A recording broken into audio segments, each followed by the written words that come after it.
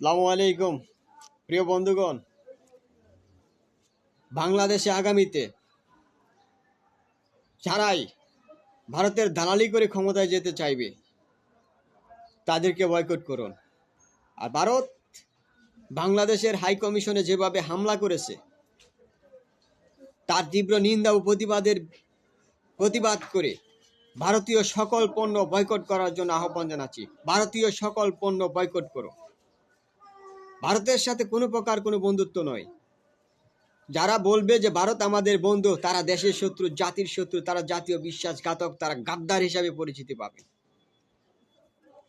অতএব যারা ভারতকে বন্ধু বলবে তারা দেশের শত্রু এবং জাতির শত্রু, তারা জাতীয় গাদ্দার, তারা জাতীয় মির্জাফর,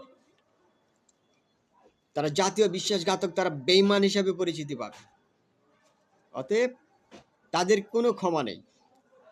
তাদের বিরুদ্ধে বাংলাদেশের সকল জনগণকে ঐক্যবদ্ধ থাকতে হবে এবং তাদের বিরুদ্ধে আগামী নির্বাচন হবে ভারতীয় দালাল বিরোধী নির্বাচন, ভারতের আধিপত্যবাদের বিরুদ্ধে নির্বাচন, হিন্দুত্ব আধিপত্যবাদের বিরুদ্ধে আমাদের জাতীয় নির্বাচন।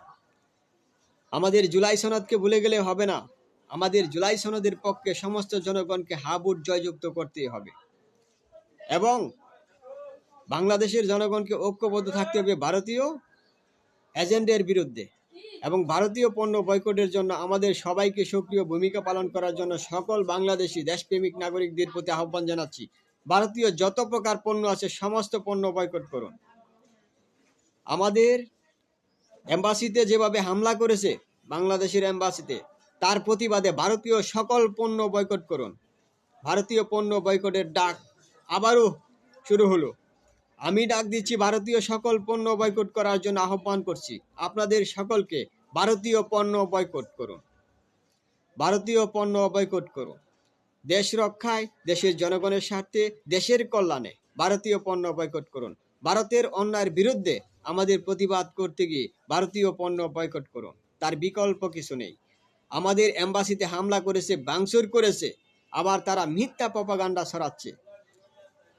বাংলাদেশে একজন গার্মেন্টস মালিক ষড়যন্ত্র করে একজন হিন্দু দীপু দাসকে ষড়যন্ত্র করে পুড়িয়ে মারছে। তার বিরুদ্ধে অবশ্যই পুলিশ ব্যবস্থা গ্রহণ করেছে। তারপরেও তারা মিথ্যা অপপ্রচার বাংলাদেশের বিরুদ্ধে ছড়াচ্ছে। তারা এটাকে সাম্প্রদায়িক হামলা বলে উস্কে দিচ্ছে, বাংলাদেশের বিরুদ্ধে অপপ্রচার চালাচ্ছে।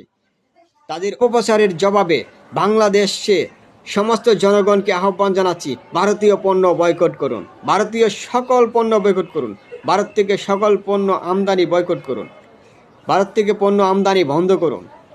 আমাদের সে যুদ্ধ সংগ্রাম চলবে, আমাদের প্রতিরোধ এবং প্রতিবাদের সাথে সেটা চলবে। এবং যারাই ভারতের পক্ষে ছাপাই গিয়ে বক্তৃতা দিবে, বুঝতে হবে তারা ভারতীয় ফ্যাসিজমের দোসর, তারা ভারতীয় কালচারাল ফ্যাসিস্ট, তারা ভারতীয় দালাল, তারা ভারতীয় কেনা গোলাম। তাদেরকে সেইভাবেই তাদের বিরুদ্ধে আমাদের প্রতিরোধ করে তুলতে হবে। যেখানেই কথা বলবে ওদের গালে থাপ্পড় মেরে, জুতা মেরে তাদেরকে বুঝিয়ে দিতে হবে বাংলাদেশের বিরুদ্ধে অবস্থান নিলে তোমাদের পরিণতি এরকমই হবে। অতএব ভারতীয় পণ্য বয়কটের জন্য আবারও আহ্বান জানাচ্ছি, ভারতীয় পণ্য বয়কট করুন। ভারতীয় সন্ত্রাসের বিরুদ্ধে আমাদেরকে ঐক্যবদ্ধ হতে হবে। ভারত এই হিন্দু ইন্ডিয়া, তারা বলে যে ভারত বহু ধর্মীয় দেশ, ভারত নাকি গণতান্ত্রিক দেশ, ভারত নিরপেক্ষ ধর্ম নিরপেক্ষ রাষ্ট্র। অথচ তারা কালচারাল হিন্দু সেকুলারিজম, তারা মুসলিমদের জাতীয় দুশমন হিসাবে তারা খেতাবি পেয়েছে। অথচ তারা মুসলিমদের মসজিদ ভেঙে দিচ্ছে, বাড়িঘর ভেঙে দিচ্ছে বুলডোজার দিয়ে, মাদ্রাসা বন্ধ করে দিচ্ছে একের পর এক। তাদের বিরুদ্ধে, সে সমস্ত অন্যায়ের বিরুদ্ধে ভারতীয় সকল পণ্য বয়কট করার জন্য আহ্বান জানাচ্ছি। কারণ বাংলাদেশকে একের পর এক বাঁধ ছেড়ে দিয়ে বাংলাদেশকে কৃত্রিমভাবে প্রতিবন্ধী রাষ্ট্র বানানোর জন্য পানিকে হাতিয়ার হিসেবে ব্যবহার করে বাংলাদেশকে ধ্বংসের এক ষড়যন্ত্রে লিপ্ত রয়েছে ভারত। অতএব সেই সন্ত্রাসী ভারতের বিরুদ্ধে আমাদের প্রতিবাদ, ভারতীয় পণ্য বয়কট করুন।